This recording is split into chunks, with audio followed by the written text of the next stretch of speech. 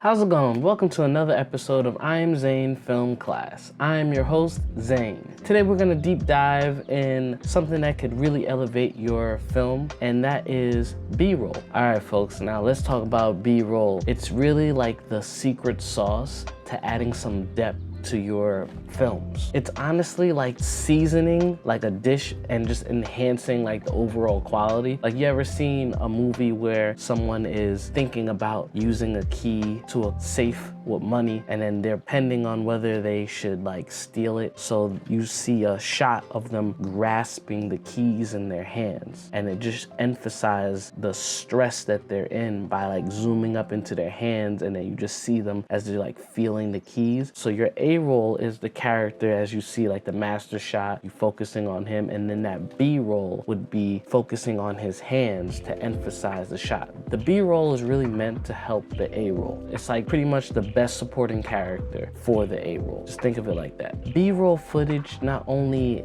helps provide a change in perspective, but it really helps break the mold for the character, the magic ingredient that turns like good videos into great videos. Now let's jump into our first point, the importance of B-roll in adding depth and visual interest. When you're telling a story through your lens, think of B-roll as like a supporting actor. It creates like a visual narrative that complements and enhances the main story. So whether it's showcasing details, creating atmosphere, or transitioning between scenes, the B-roll provides your audience closer to the heart of your narrative. The first tip is you want to make sure you plan ahead. Before you start shooting, have a clear vision of like the shots that you need. Planning really helps you make the most of your time and ensures that you capture essentially the elements of your story. Tip number 2, you want to vary your shots. Experiment with like different angles, distance, compositions that really add some visual interest and provide you with options during the editing process. So if you have a scene and you want to shoot it in between like 2 cartons of milk and you have the character walk by, that's an interesting shot. That's part of your B-roll for the story. You want to emphasize the scene, and if you think, hey, that would be a cool shot, put it in there. You know, it's not detracting from the main story. It's just really showing the character walking from point A to point B in the most interesting shots possible. If they're feeling powerful, then you want to shoot a lot of B-roll where the camera is